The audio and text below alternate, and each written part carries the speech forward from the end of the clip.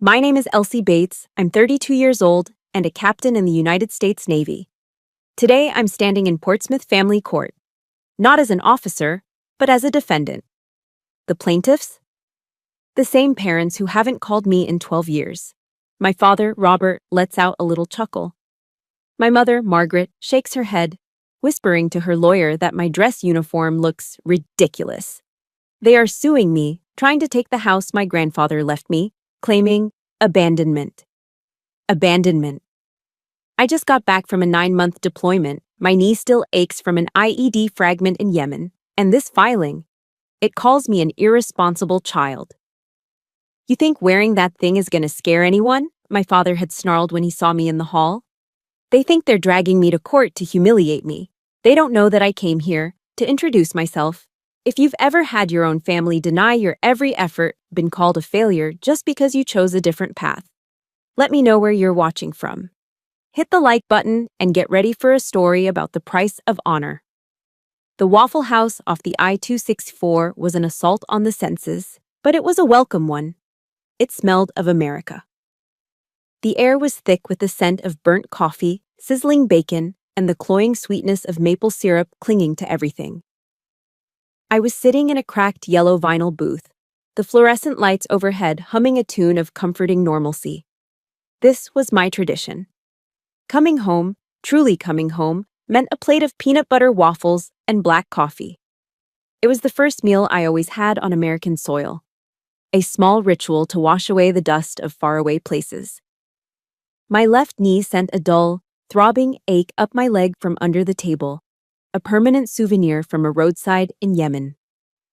I was bone-tired, the kind of exhaustion that settles deep in your marrow after 9 months of sleeping on ship decks, dirt floors, and the vibrating metal shell of a Black Hawk.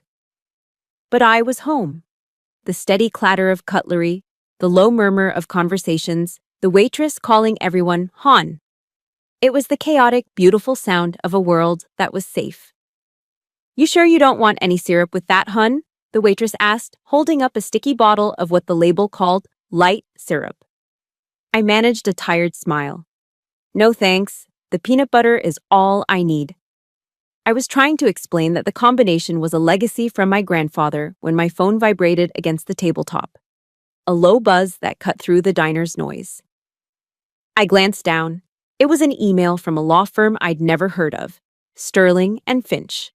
The subject line was cold and impersonal. Case file 4238B, immediate response required. Spam, I thought, probably some phishing attempt. I almost deleted it, my thumb hovering over the screen. But some ingrained sense of duty, made me open it. As the PDF loaded, the cheerful noise of the Waffle House seemed to recede, the sounds stretching and fading until there was only a dull ringing in my ears. The document was dense with dry legal language that felt alien. But 2 names jumped out from the top of the first page, stark and clear against the white background.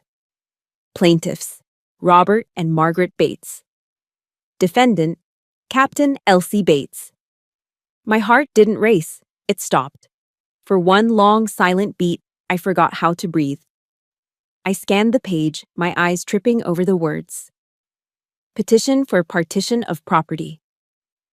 Due to dereliction of duty and abandonment by the defendant. Abandonment, that word.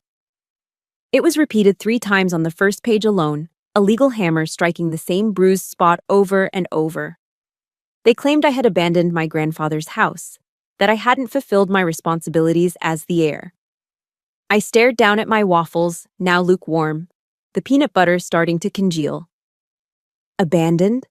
For the last 9 months, my world had been confined to sand-colored landscapes and the gray steel of a naval vessel. I hadn't abandoned anything. I was serving my country. I was fulfilling my duty. The property taxes were paid, automatically deducted from my Navy salary every year like clockwork. The bills for the new roof I'd arranged for 2 years ago, and the plumber I'd hired from a satellite phone to fix a burst pipe last winter, all paid in full. I let out a sound, a short, sharp laugh devoid of any humor. It was the laugh of a soldier who'd just been told the real war was waiting back home. The waitress glanced over, her expression a mixture of concern and confusion. I just shook my head, my eyes still glued to the screen. My first instinct, my training, screamed at me to analyze the threat, to form a strategy. But this wasn't an enemy I could flank. This was my own blood. My hand, steady even under fire, trembled slightly as I found my brother's contact. Ryan, the golden child. The one who stayed in Portsmouth, who worked a real job selling insurance, who never disappointed them. He picked up on the third ring. Elsie, long time. What's up? His voice was distant, laced with the casual indifference of someone who was merely inconvenienced by the call. Ryan, Mom and Dad are suing me, I said, the words feeling like gravel in my mouth. Over Grandpa's farm. There was a pause on the other end of the line, not a shocked silence, a knowing one. Yeah, I heard about it, he finally said, his tone flat. He'd heard, he knew, and he hadn't called. Look, they're just saying you never come home, that the place is falling apart. Besides, they need the money. I need the money. You should do the right thing and just give it up. He never asked if I was okay. He never asked about Yemen. He never asked if I was home safe. The casual cruelty of it was a physical blow, sharper than any piece of shrapnel. The right thing? I whispered, the question hanging in the dead air between us. Yeah, the right thing, he repeated, as if explaining something to a child. Goodbye, Ryan. I ended the call before he could answer. Ryan's betrayal hurt more than the lawsuit. It was the confirmation of a truth I'd spent 12 years trying to outrun. I was utterly and completely alone. The cold fact of it settled in my chest, heavy as body armor. I remembered the day I enlisted, 12 years ago. My father, a man whose hands were perpetually stained with grease and whose worldview was forged in the unyielding steel of his auto shop, hadn't even looked at me. He just stood by his workbench, refusing to acknowledge the daughter who had shamed him. My mother, a woman who lived her life in the quiet shadow of his disapproval, sent me a single text message after I graduated from SEAL training. We raised a daughter, not a soldier. Don't embarrass this family. That was it. 12 years. Not a single phone call on Christmas. Not a card on my birthday. Not one word when I was laid up in a military hospital in Germany after the IED blast. They didn't call. They didn't text. They sued. This wasn't a spontaneous act of anger. It was a calculated, strategic strike. They wanted the last thing that connected me to my grandfather, the only person in that family who had ever truly seen me. But it was more than that. They didn't just want the house. They wanted to erase my legacy, and in doing so, erase me. My coffee was cold. My appetite was gone. I stared at my phone, at the unforgiving black letters on the screen. Case 4238B, Bates ver. Bates. Why did they want that house so badly? It wasn't a mansion. It wasn't some grand estate in the Virginia countryside. But as I drove away from the Waffle House, the legal papers feeling like a lead weight on the passenger seat, I knew the answer. I knew why a simple log house could ignite such a fire. It was because the house was his, and it was the only place I had ever felt like I belonged. Grandpa Edward's farm wasn't a property to me, it was a sanctuary. He built it himself, board by board, with the same steady hands that had served on a destroyer in the Pacific during World War II. It was a small, honest house, nestled among tall Virginia pines, and it always smelled of sawdust, pipe tobacco, and the quiet dignity of a man who understood the world in a way my own father never would. He was the anchor in the chaotic sea of my childhood. I remember being 10 years old, sitting on the porch swing with him on a warm summer evening. The cicadas were buzzing their relentless song in the trees. He pulled a small, heavy object from his pocket and placed it in my palm. It was his old Navy-issue compass, the brass casing worn smooth from years of use. "This world will try to make you lose your way, Elsie girl," he'd said, his rough, calloused hand closing over mine. His voice was a low, comforting rumble. "They'll tell you you're not fast enough, not smart enough, not girly enough." He gave me a slow wink, a twinkle in his clear blue eyes. "But none of that matters. All you need to know is your true north, your honor. That's the one direction that never ever changes. Don't you let anyone else tell you who you are." He was the only person who never told me to act like a lady, who never flinched when I came home with skinned knees and a triumphant grin. He saw the fire in me, not as a flaw to be extinguished, but as a strength to be honed. He saw me. My father, Robert, saw things differently. To him, the world was a collection of tools and problems. Things were either useful or they were in the way. People were no different. When I was 17, I made the all-state basketball team. I was a starting forward, and I loved the fierce, controlled chaos of the game. My father never came to a single one.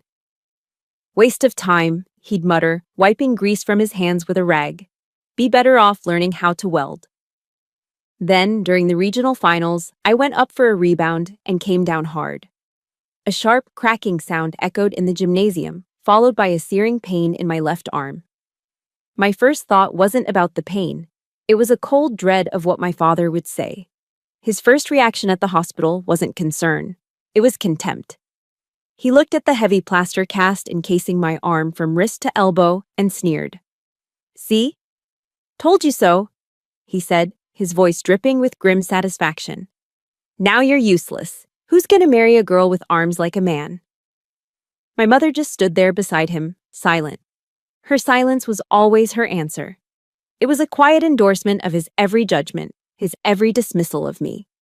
I drove myself home from the hospital that day, and I paid the ER bill myself with money I'd saved from scooping ice cream at the Dairy Queen all summer. That cast wasn't just plaster, it was a monument to the fact that, in my own family, I was on my own. That truth was carved deeper every day by the glaring favoritism shown to my brother, Ryan. He was the golden child, the one for whom the rules were always bent. When Ryan turned 18, he got drunk with his friends, wrapped the brand new Ford F-150 my parents had bought him around an oak tree, and got a DUI. My father's response?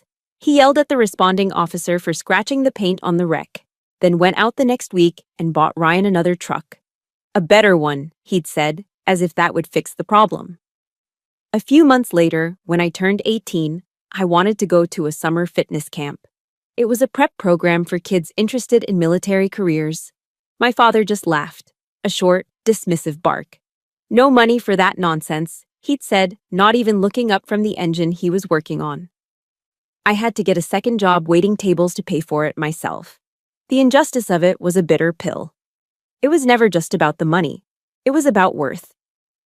It was a daily, unspoken declaration that my ambitions were frivolous, while Ryan's mistakes were investments. I wasn't worth as much as he was.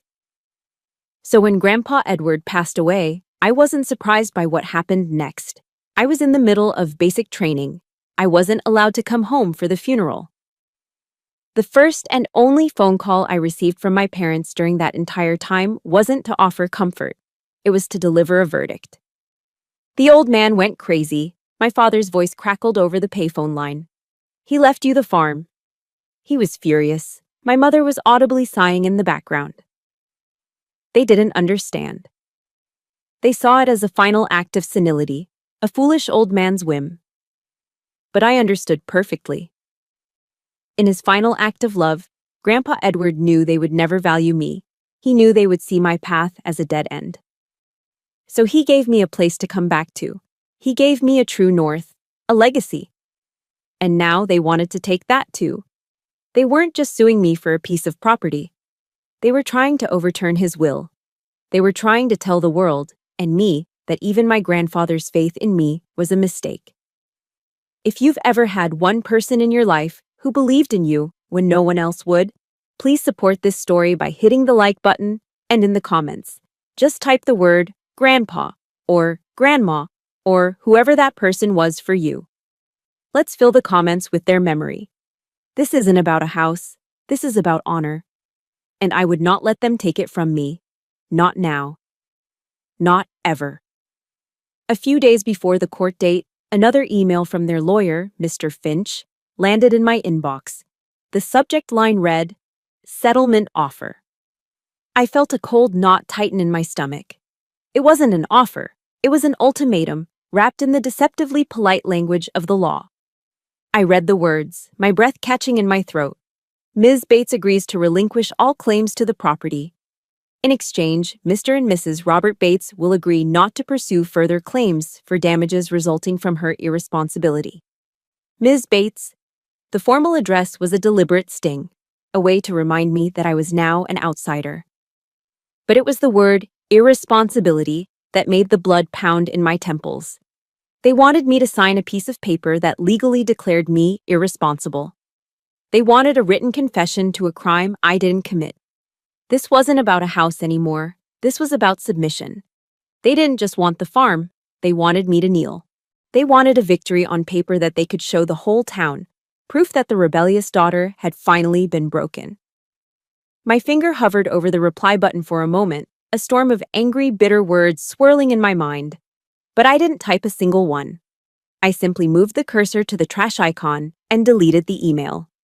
This battle wouldn't be won with angry words. It wouldn't end with a white flag of surrender. It would be decided in that courtroom, face to face. That evening, I stood in front of the small closet in my Norfolk apartment. The question I was facing wasn't about legal strategy or evidence. It was more fundamental than that. Who was I going to be when I walked into that courtroom? On one side of the closet hung my civilian life. Faded jeans, old navy t-shirts, a handful of simple dresses. If I wore one of those outfits, I would be walking in as Elsie, their daughter. And I knew exactly what they would see. They would look at me and see the ghost of the 17-year-old girl they'd scorned for a broken arm. They'd see the disappointment they'd carried for 12 years. By showing up as Elsie, I would be validating their narrative.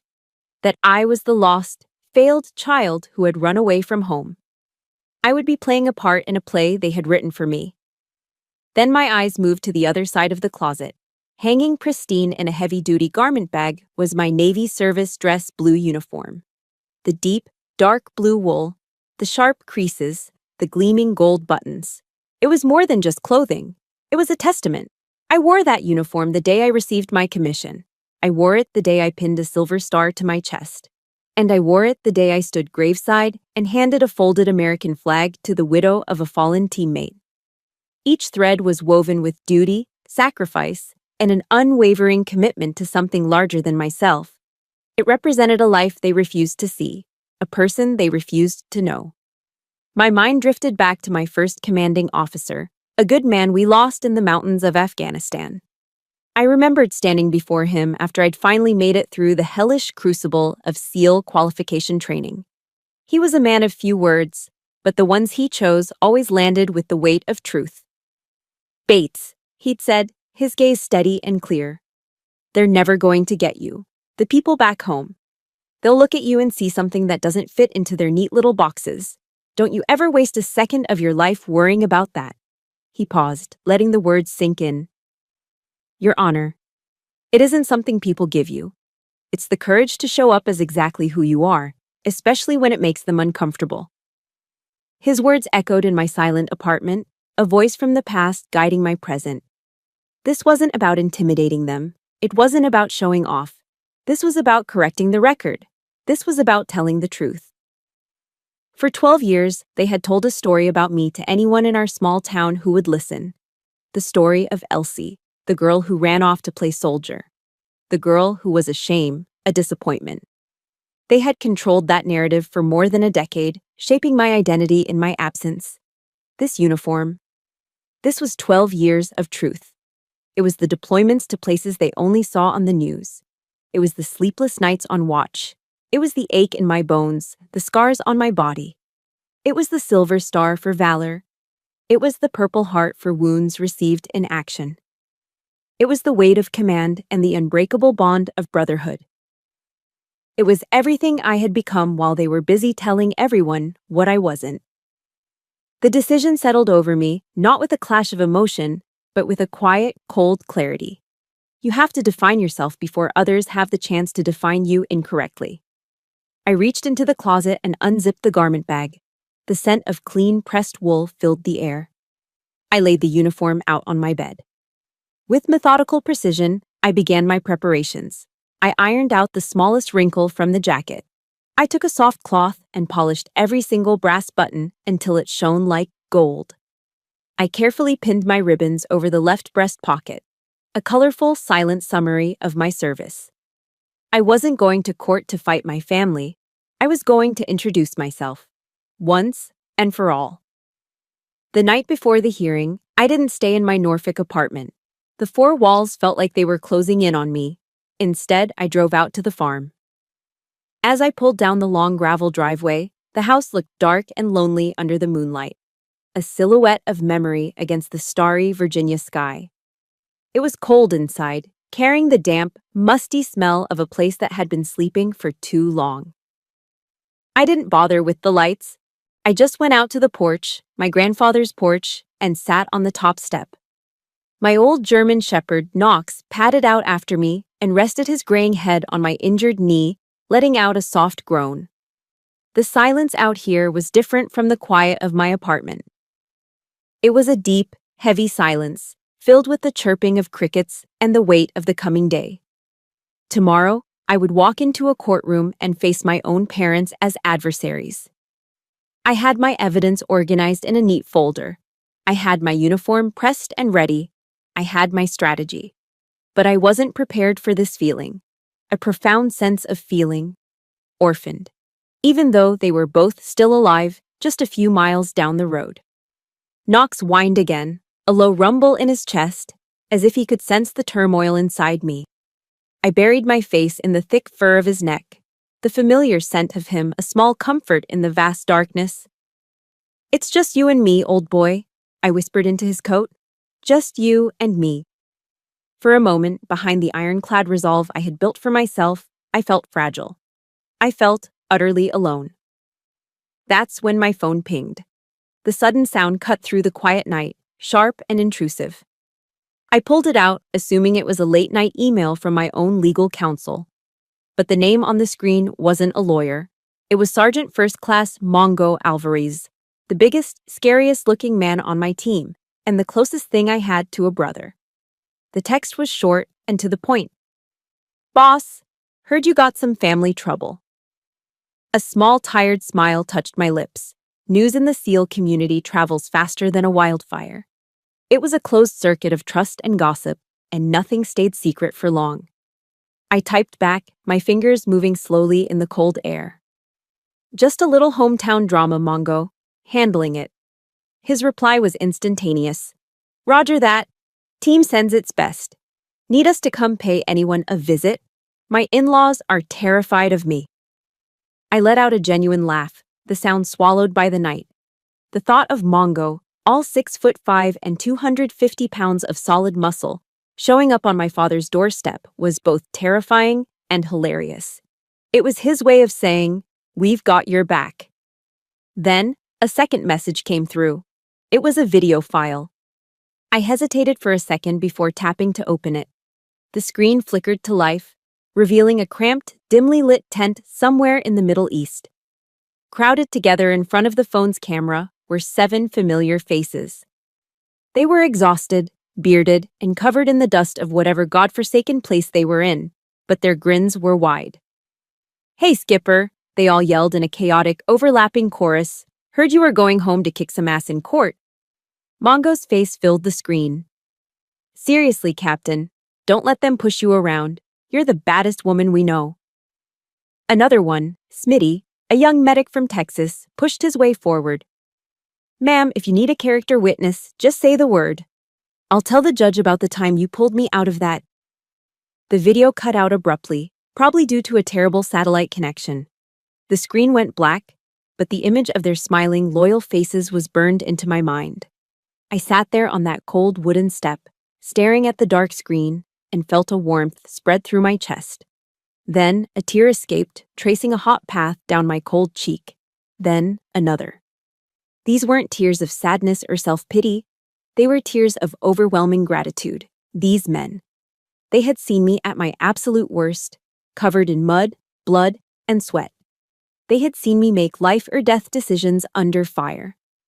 They trusted me with their lives, and I trusted them with mine. Here they were, halfway around the world in the middle of a real war, taking the time to send a goofy, supportive message to their commanding officer. The quiet of the farm was no longer heavy with loneliness. It was filled with the echo of their voices. My blood family hadn't called me in 12 years. My chosen family had reached out in less than 12 hours. The contrast was a punch to the gut, but it was the kind of punch that knocks the wind into you, not out of you. Family isn't just the blood you're born with. It's the people you're willing to bleed for. I took a deep, steadying breath, the crisp night air clearing my head. I was not an orphan. I was not alone.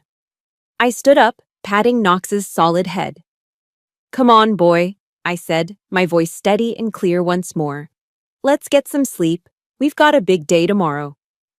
Courtroom 3B of the Portsmouth Family Court was a small, airless box that smelled of old paper, floor wax, and the faint, sour scent of other people's anxieties. The dark wood paneling seemed to absorb the light, and the room was thick with a nervous tension that you could almost taste. The moment I pushed open the heavy double doors and stepped inside, a wave of silence washed over the gallery. The low murmur of whispers and shuffling feet stopped instantly. Every head swiveled in my direction. My dress blue uniform, with its sharp, clean lines, gleaming gold buttons, and the silent, colorful story told by the ribbons on my chest, seemed to soak up all the sound and oxygen in the room. Across the aisle, I saw them. They were sitting in the front row, a united front of accusation behind their lawyer. My father, Robert, was crammed into his best suit, the dark gray one he wore to weddings and funerals. It was tight across his thick mechanic's shoulders, making him look even more rigid and uncomfortable. He met my gaze, and a cruel smirk twisted his lips before he let out a short, sharp chuckle. It wasn't a sound of humor. It was a sound of pure, bitter contempt, a public declaration of his disdain. My mother, Margaret, refused to look at me. Her attention was fixed on their lawyer, a nervous tick making her smooth the fabric of her floral Sunday dress. As I passed their row, I heard her whisper to him, her voice dripping with a familiar, weary shame. "It's ridiculous. She always has to make a scene." That whisper, though barely audible, struck me with the force of a physical blow. It was the same tone, the same sentiment she had used my entire life, the one that always asked, "Why can't you just be what we wanted?" I didn't react. I kept my chin up, my steps measured and even on the worn linoleum floor, and walked to the defendant's table. I sat, placing my single, neat folder of documents before me. The chair was hard, the solitude of the table feeling vast. Their lawyer, a portly man named Finch with a slick, condescending voice that grated on the nerves, heaved himself to his feet. He addressed the judge, a weary-looking man named Simmons, who looked like he'd seen every possible variation of human misery. "Your Honor," Finch began, his voice a smooth, oily performance of sympathy. "We are here today to address a deeply painful family tragedy. The defendant, Captain Elsie Bates," he paused, letting my rank hang in the air as if it were an accusation, "chose to abandon her family 12 years ago. She chose to pursue a certain lifestyle, a transient and dangerous career that has, shall we say, alienated her from her most basic filial responsibilities. She willfully abandoned the property left to her by her beloved grandfather, allowing it to fall into a state of shameful neglect, causing my clients, her loving parents, immeasurable emotional and financial distress. The performance was too much for my father. He shot to his feet, his chair scraping loudly against the floor. His face was a blotchy, furious red. "She ran off to play soldier," he roared, pointing a trembling, grease-stained finger directly at me. The gallery gasped. "That's all it ever was. A game. You think wearing that costume is going to scare anyone? You're no daughter of mine. Mr. Bates, you will sit down and be silent, or I will have you removed." Judge Simmons's voice cracked through the room like a whip. My father, his chest heaving, glared at me one last time before sinking back into his seat, muttering under his breath. Mr. Finch didn't miss a beat. "As you can see, Your Honor, the emotions are very raw. Mrs. Bates, would you please take the stand?" My mother walked slowly, dabbing at her dry eyes with a pristine, folded tissue. She sat, arranged her skirt, and began to cry on cue. They were perfect, delicate sobs designed for maximum effect. "I tried," she wept, her voice cracking beautifully. "Oh, how I tried. I prayed every single night for her to come home, to just be a normal girl. Find a nice young man from town, settle down, give me grandchildren. But she changed. The military. It made her hard. Cold. She's not my little girl anymore. She's a stranger. Mrs. Bates, Finch said gently, in your opinion, did your daughter abandon the house? My mother looked up, her eyes glistening with manufactured tears. She looked at the judge, at the jury of faces in the gallery. Anywhere but at me. Yes, she said, her voice a pained whisper that carried to every corner of the room. She abandoned it, just like she abandoned us. She never comes home for Christmas. She didn't even call when her father was sick with pneumonia last year. We could have been on our deathbeds, and she wouldn't have known. I sat perfectly still, my back a rigid line, my hands clasped on the table. The lie about my father being sick stung the most. I remembered that call vividly, made from a satellite phone in a sand-swept tent in Yemen. The connection crackling, my voice hoarse from lack of sleep. I had called. She hadn't picked up. This was their strategy, a public execution of my character. Each word was a carefully aimed bullet. Abandoned. Not my daughter. Ridiculous. Cold. Stranger.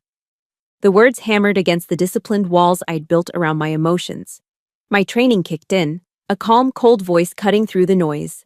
Never let emotion dictate your actions. Observe, analyze, act. I focused on my breathing, a steady rhythm in and out. I pictured Mongo's goofy grin. I felt the phantom weight of my grandfather's compass in my hand. I kept my eyes fixed forward, not on my parents, but on the American flag standing in the corner. It was my anchor in this storm. Finally, Mr. Finch turned to the judge. The prosecution rests, Your Honor. A heavy silence settled once more. The air was thick with their accusations, their manufactured grief hanging like smoke. They had fired every shot in their arsenal. They had told their story. They had said their piece. Now it was my turn. When their lawyer smugly sat down, a thick, cloying silence filled the courtroom. It was heavy with their accusations, with the weight of their carefully crafted narrative. Judge Simmons, who had been listening with a kind of weary patience, adjusted the glasses on his nose and finally turned his full attention to me. His expression was impossible to read, a judge's neutral mask. Defendant, he said, his voice a flat, tired baritone that had probably presided over 1,000 family disputes just like this one. Do you wish to respond? Do you have legal counsel present? I took a slow, deliberate breath. In and out, the way I'd been trained. Then I pushed my chair back, the sound of its legs scraping against the floor the only noise in the room. I rose to my feet. Every whisper in the gallery died. Every eye was locked on me, a solitary figure in dark blue and gold. I do not require a lawyer, Your Honor, I said. My voice was calm, clear, and steady. I had trained for years to project commands across the chaos of a battlefield. The quiet of this courtroom was no challenge. And yes, I would very much like to respond. I kept my gaze fixed on the judge, on the raised dais that symbolized the law. They had made their appeal to emotion and pity. I would make my appeal to the facts. First, I began, my voice ringing with a formality they had never heard from me. For the record, my name is Captain Elsie Bates, United States Navy. I consciously put a slight emphasis on my rank, letting it hang in the air as a direct refutation of my father's sneering costume comment. I do not play soldier, as the plaintiff alleged. I serve. From the corner of my eye, I saw my father snort, a small, disgusted sound. I refused to look his way. His power in my life, his ability to diminish me with a single glance, ended today. He had commanded the stage for 12 years. His time was up.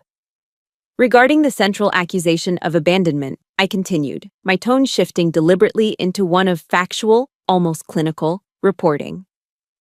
I reached down and picked up the thick, 1-inch binder from my table.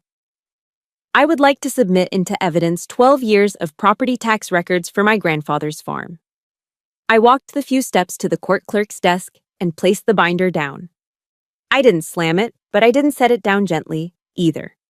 It landed with a solid, definitive thud that seemed to punctuate the silence. You will find, I said, addressing the judge again, that every payment has been made in full and on time via direct debit from my active duty salary account. Also in that folder are the fully paid invoices for a complete roof replacement I arranged and paid for in 2021, and for an emergency plumbing repair in the winter of 2023 when a pipe burst. I hired and paid the contractors for both jobs remotely, one from the deck of a destroyer in the Arabian Sea, the other using a satellite phone from a forward operating base whose location I am not at liberty to disclose. I paused, letting the tangible reality of those documents, the paper trail of my commitment, sink into the room. I may not have been physically present at the property, Your Honor. My duties often prevent that. But I have never, not for a single day, abandoned my responsibilities to it, just as I have never abandoned my responsibilities to this country. Then I turned my head slightly, my gaze finally falling upon my mother where she sat, looking small and frail in the witness stand. She flinched, her eyes wide, as if surprised that I would dare to look at her, to speak to her directly. My mother is correct about one thing, I said. I saw a flicker of triumphant confusion cross her face, thinking I was about to concede a point. I was not home when my father was sick, and I was not home for Christmas. I let her hold that small victory for a beat before I turned back to the judge and took it away. On Christmas Day of 2019, Your Honor, my team and I were stationed at a remote outpost in Yemen, securing a perimeter under constant threat.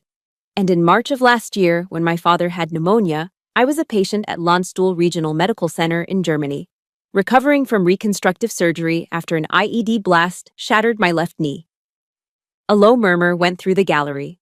I continued, my voice remaining level, factual. I did, however, call. I called my mother from my hospital bed. She didn't pick up the phone. I paused, then added the final, quiet detail. Perhaps, I said, my voice as cold and sterile as the hospital I was describing. She didn't recognize the international country code. The color drained from my mother's face. It was a visible, shocking transformation. Her carefully constructed facade of the grieving, abandoned parent didn't just crack, it disintegrated. Her mouth fell open slightly.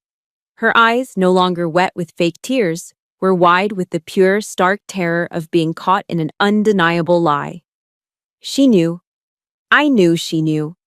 It wasn't a missed call, it was a rejected one. I took one final, steadying breath, feeling a cold, controlled power moving through me. It wasn't rage anymore, it was clarity. Your Honor, I concluded, my voice even but unyielding. The truth is, I never abandoned that house, just as I never abandoned this family. The truth is, they abandoned me. They abandoned me 12 years ago, on the day I swore an oath to serve this nation instead of staying to work in my father's auto shop. They are not suing me today for a house. They are suing me because they are ashamed of me. Because my life, my service, is a reflection of a choice they cannot understand and will not respect. But the final truth, Your Honor, is that I am not ashamed of who I am. If you believe that speaking your truth, even when your voice shakes, is the ultimate form of strength, please hit that like button. And in the comments below, just type the words, "I see you," to show your support for Elsie and for everyone who has ever had to fight to be seen. With that, I gave a slight formal nod to the judge. I turned, walked back to my table with measured steps, and sat down. The room was utterly, profoundly silent. After I sat down, the silence that followed was different. It was no longer just the absence of noise, it was a heavy, expectant void. Every person in that room, from the gallery to the plaintiff's table, was holding their breath, waiting for the judge to speak. Judge Simmons didn't say anything for what felt like a lifetime. He leaned back in his large leather chair, took off his reading glasses, and began to polish the lenses with a small, clean cloth from his breast pocket. It was a slow, methodical gesture. The kind of deliberate action a man takes when he is processing something profound. My parents and their lawyer exchanged confused, anxious glances. This wasn't going according to their script. They had expected me to break down, to cry, to yell, to give them more drama for their theater of victimhood. They hadn't expected the cold, hard weight of facts. They were unprepared for my calm. Finally, Judge Simmons put his glasses back on. He didn't look at my parents. He didn't look at their lawyer. He looked directly at me, and I saw something in his eyes that hadn't been there before. The weary, bureaucratic glaze was gone. In its place was a sharp, penetrating focus, an intensity that made me sit up even straighter. It was the look of a man who was no longer just presiding over a case. He was seeing through it. "Captain Bates," he said, his voice a low, resonant baritone that seemed to make the very air vibrate. "Where do you serve?" "Naval Special Warfare Development Group, sir," I replied, keeping my answer precise and formal. "I'm not at liberty to discuss operational details." He gave a slow, deliberate nod, as if my answer was exactly what he expected. "I'm not asking for operational details, Captain." His gaze drifted from my face down to the colorful ribbons arrayed on my chest. His eyes, trained by a past I couldn't have known, scanned them not as decorations, but as a language, a story. "That third one from the top," he said, his voice still low. "That's the Silver Star, is it not?" I was so stunned by the question I could only manage a quiet, "Yes, sir." At the plaintiff's table, I heard my father whisper harshly to my mother, "What the hell is a Silver Star?" She just shook her head, her face a mask of confusion. Judge Simmons ignored them completely. He leaned forward, resting his elbows on the bench, his focus entirely on me. His next words were not for the court record, they were for me. But he spoke them with a voice that boomed through the silent courtroom. "Forgive my memory, Captain, but it's been a few years. Would you be the same Elsie Bates who was decorated for leading the evacuation of 43 American civilians from the embassy in Yemen back in 2019? The one who took a bullet to the leg while pulling the last of the diplomatic staff onto the helicopter?" The air in the room seemed to crystallize. Every sound stopped. The shuffling of feet, the clearing of throats, the rustle of paper, all of it ceased. You could have heard a pin drop on the worn carpet. I looked across the room at my parents. My mother's mouth was hanging open, her carefully applied lipstick suddenly looking garish. My father was frozen, the angry red in his face draining away, replaced by a ghastly pale shock. This story was a ghost to them. A headline they might have glanced at in a newspaper, a report they might have ignored on the evening news. They had never heard it. They had never asked. I couldn't find my voice for a moment. The sudden public acknowledgement of the single most defining and traumatic day of my career, here in this stuffy little courtroom, was disorienting. I swallowed hard and gave a short, single nod. "I was just doing my duty, Your Honor." A small, sad smile touched the corner of Judge Simmons's mouth. It was the first glimmer of warmth I had seen from him all day. "Captain," he said softly, "that is one hell of an understatement." Then, he turned. He physically rotated his entire chair to face my parents, and the warmth in his voice vanished, replaced by something cold and hard as forged steel. The weary judge was gone. In his place sat a man who was now personally invested. "Mr. and Mrs. Bates," he began, his voice dangerously quiet. "You have brought a petition before this court suing your daughter for the abandonment of a piece of property." He reached over and, without looking down, picked up the binder of evidence I had submitted. He held it up. "It seems that while she was busy making sure its taxes were paid, she was also, concurrently, busy saving the lives of 43 Americans. People who could have been your neighbors, your friends." He let the binder drop to the bench with a loud, echoing smack that made both of my parents jump. "While you were busy being ashamed of her," he said, his voice rising with a controlled, righteous anger, "the rest of this country—" He brought his hand down hard on the bench, the sound like a gavel strike. "Owes her a debt of gratitude." Judge Simmons wasn't finished. His words had stunned the courtroom into silence, but he wasn't just making a statement. He was driving a point home, ensuring the message was received with the force of a battering ram. He fixed his cold, hard gaze on my father. "Mr. Bates," he said, his voice now dangerously low and personal, "let me be perfectly clear. Your daughter is a hero, an actual, real-life American hero. A lot of us in this country talk about service. We fly flags on the 4th of July and we thank veterans for their service at the grocery store. Your daughter has lived it. She has bled for it." He made a small, sharp gesture towards me, towards the knee that still ached under my uniform. And you stand in this courtroom and you call her a disappointment? You call her service-playing soldier? My father's face, which had been pale with shock, began to turn a mottled red again, but this time it wasn't anger. It was the flush of profound, public shame. He opened his mouth, but no words came out. He just stared, utterly speechless, a man whose entire worldview had just been dismantled in front of him. The judge then turned his attention to their lawyer, Mr. Finch, who suddenly looked like he wanted the floor to swallow him whole. "Counselor," Judge Simmons snapped, "do you have anything at all to say for your client's behavior?" The slick, confident lawyer was gone. In his place was a flustered, sweating man who couldn't meet the judge's glare. Your Honor," he stammered, shuffling his papers nervously.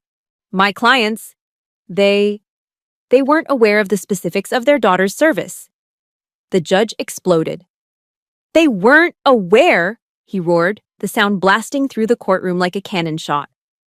He surged to his feet, his black robes swirling around him, no longer a tired bureaucrat, but a towering figure of pure, righteous fury. "And why weren't they aware, Counselor? Because they never asked. Because they were so consumed with their own petty, wounded pride that they couldn't be bothered to find out that they had a daughter risking her life on the other side of the world, for the very freedoms that allow them to stand here and insult her." He stopped, breathing heavily, his face flushed. The entire room was frozen.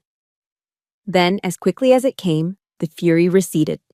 He sat back down, smoothed his robes, and became a judge once more, his voice returning to the calm, authoritative tone of legal procedure.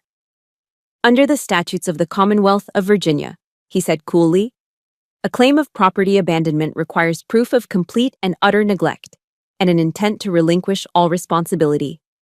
The defendant has provided clear and indisputable evidence of ongoing financial upkeep, maintenance, and responsibility. Therefore, there is no legal basis whatsoever for this claim." He reached for his wooden gavel, his movements now deliberate and final. "The petition brought by the plaintiffs," Judge Simmons declared, his voice ringing with finality, "is hereby dismissed." He brought the gavel down. Crack. The sound was sharp and absolute. It wasn't just a noise, it felt like a physical event. A shockwave that seemed to shake the very foundations of the room, breaking the spell of 12 years of injustice. "Furthermore," he added, his voice cutting through the ringing silence, "I find that this lawsuit was filed frivolously, with malicious intent, and for the primary purpose of harassment. Therefore, the court orders that all of the defendant's legal fees, though she appears to have had the wisdom not to require any, shall be paid in full by the plaintiffs." He looked at me then, and the steel in his eyes softened for a moment. He gave me a slow, respectful nod. "Thank you for your service, Captain." And with that, he stood up and swept out of the courtroom through a side door, leaving a stunned and shattered silence in his wake. For a full second, nobody moved. It was as if time had stopped. Then, the spell broke. My father let out a strangled, incoherent roar of pure rage and slammed his fist into the back of the wooden bench in front of him. The sound of flesh hitting wood echoed in the quiet room.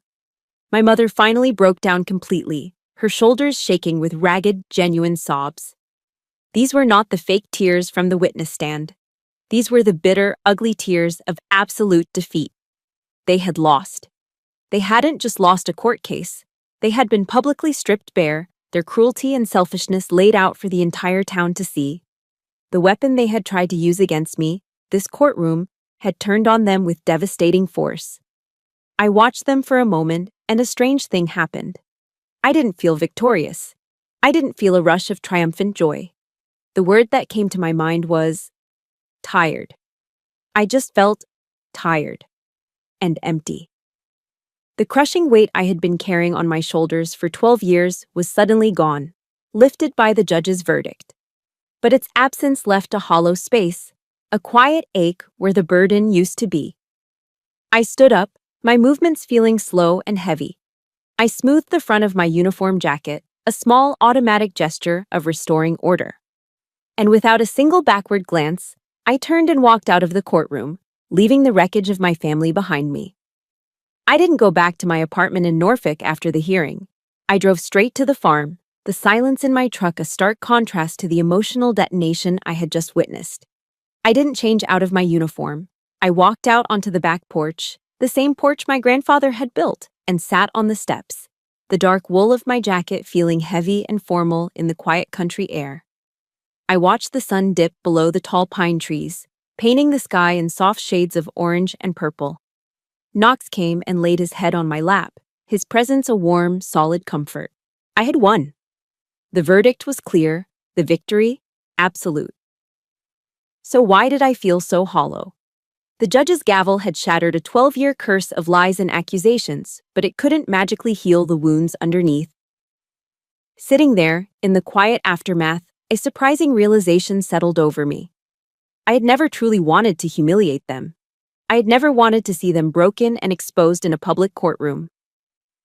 All I had ever wanted was for them to see me, to see the person I had become, not the disappointment they had imagined.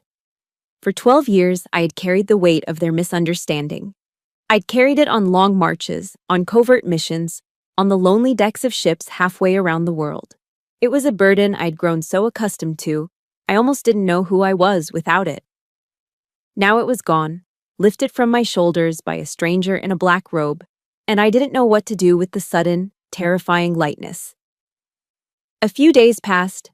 I spent them at the farm, trying to reclaim the space, both physically and mentally. I started clearing the overgrown weeds from my grandmother's old flower beds, my hands raw from pulling up stubborn roots.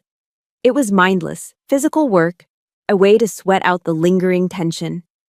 I was wrestling with a particularly stubborn patch of ivy when the sound of a car engine made me look up. An old, familiar sedan was pulling into the driveway. It was my mother's. It was the first time she had set foot on this property in years. She got out of the car and stood there for a moment, looking not at me, but at the house itself. She looked older than I remembered, smaller. The anger and defiance from the courtroom had been replaced by a deep, weary sadness. "It looks better," she said, her voice quiet and hesitant. "You've been working on it." I didn't answer, just kept my hands buried in the dirt. She took a few tentative steps closer and held something out to me. It was an old photograph, the corners soft and curled, the colors faded to a warm sepia tone. It was a picture of me, maybe 5 years old, perched on my grandfather's strong shoulders, my face split by a wide, toothy grin. He was looking up at me, his expression one of pure, unadulterated pride. "He would have been so proud of you, Elsie," my mother said, her voice barely a whisper. I still didn't look at her. "Your father, he was just scared. You went to all those places. He was terrified of losing you. And for a man like him, that fear, it just turns into anger. It's the only way he knows how to feel anything." Finally, I looked up from the dirt, my gaze meeting hers. "Why are you telling me this now?" Her eyes, for the first time, looked haunted. "Because of what happened in court," she said, her voice trembling slightly. "The judge, he was right. We didn't know. We didn't know because we never asked." She took a shaky breath, as if the admission was a painful one. "Your father, after the news report about that rescue, he found it on YouTube. He watched it, over and over again. He never told anyone, not even me. I only found out because I saw the search history on the computer." My heart seemed to skip a beat. All this time, he knew. He knew who I was, what I had done. He had seen the proof of my life's work, but his stubborn, unyielding pride wouldn't let him acknowledge it. It was a secret he kept locked away. A silent, solitary act of watching the daughter he pretended not to have. "What do you want, Mom?" I asked, my voice flat. I needed to cut through the excuses, through the years of silence. She looked at me then, truly looked at me, her gaze steady. "This Sunday," she said, the words coming out in a rush. "Come over for dinner. I'll make your favorite, fried chicken." I just stared at her. The idea was so absurd, so jarringly normal after years of bitter estrangement. "I don't know," I said, my voice betraying nothing. "Please, Elsie," she pleaded, and for the first time I heard a crack in her composure. It was a sound of genuine desperation. "Your father, He'll be there. He, he agreed. It was the first olive branch offered in 12 years of frozen silence. I looked at her, and I no longer saw a monster. I saw a tired, frightened woman who had made a lifetime of wrong choices by always standing with her husband, even when he was wrong. She had followed him down a path of anger and resentment, and now she was standing alone at a dead end, trying to find her way back. "I'll think about it," I said. But as she got back in her car and drove away, leaving me alone in the quiet of the garden, I knew. Deep down, I already knew I would go. That Sunday, I went. As I drove to the small house I grew up in, a knot of apprehension tightened in my stomach. I had faced down enemy combatants with less anxiety. But this was a different kind of courage. It was the courage to be vulnerable, to accept the things I couldn't change, and to find the strength to change the things I could. When I chose my uniform that morning, I didn't reach for the formal dress blues. I also didn't reach for civilian clothes. I chose my service khakis, the standard, everyday uniform of a naval officer. It wasn't a declaration of war like the blues had been, nor was it a retreat into the anonymity of being just Elsie. It was a quiet statement of fact. This is who I am, every single day. This is me. I walked up to the front door and knocked before I could lose my nerve. My mother opened it, a nervous smile on her face. As I stepped inside, the familiar scent of fried chicken, mashed potatoes, and buttermilk biscuits filled the air. The smell of 1,000 Sunday dinners from a lifetime ago. My father was in the kitchen, standing awkwardly by the stove, out of place in his own home. He looked up as I entered. His eyes flickered over me, taking in the khaki uniform. And for a moment, I saw the old hardness in his face. But then, something shifted. He gave a short, almost imperceptible nod. "Come on in," he said, his voice a low grumble. "Chicken's almost ready." The air was thick with unspoken words, with 12 years of anger and hurt hanging between us. But it wasn't hostile anymore. It was just awkward. And for the first time, awkward felt like progress. We ate dinner in near silence, the only sounds the clinking of forks against plates. It wasn't comfortable, but it was a start. It was a shared meal, a truce declared over a plate of potatoes. After dinner, as I was helping my mother clear the dishes, my father spoke from the doorway. "Elsie, come out to the back porch for a minute." My mother froze, looking from him to me with wide, worried eyes. I gave her a small nod and followed him outside. We stood there in the fading evening light, the air cool against my skin. For a long moment, we just listened to the sound of the cicadas, the same sound I remembered from my grandfather's porch. "You did good," he finally mumbled, not looking at me, but out at the yard. "In court, I mean." "I just told the truth, Dad." He grunted, then reached into his worn jeans pocket and fumbled with something. He pulled his hand out and held an object out to me. It was small and heavy, its brass casing dulled with age. My breath caught in my throat. It was my grandfather's compass, not the one he had given me, but his own personal one, the one he had carried in his pocket every day, the one my father had kept for himself after he died. "He left this for me," my father said, his voice thick and raspy. "But I think it belongs to you now." He pushed it into my hand. You earned it more than I did." I closed my fingers around the compass, its familiar weight a solid presence in my palm. This was it. Not an apology. He would probably go to his grave without ever saying the words, "I'm sorry." But this gesture, this surrender of a family heirloom, this admission of my worth, it was more powerful than any apology could ever be. He was relinquishing his claim not just on an object, but on the legacy of the man we both had loved. I opened the brass lid. There, inscribed on the inside, were my grandfather's words. "Honor is the one direction that never changes." I looked up at my father. He finally met my gaze, and in his eyes I saw not anger, but a deep, weary regret. He reached out an awkward, hesitant hand and placed it on my shoulder. His hand was heavy, calloused, and smelled faintly of motor oil. It was the first time he had touched me in a gesture of kindness since I was a little girl. Don't be gone so long next time, he said gruffly. And that was it. Not forgiveness, not a magical healing of all wounds. It was something smaller and perhaps more real. It was acceptance. The war was over. The long, cold truce had begun. Over my next few shore leaves, I worked on the farm. I repaired the porch swing, planted a new garden, and gave the whole house a fresh coat of paint.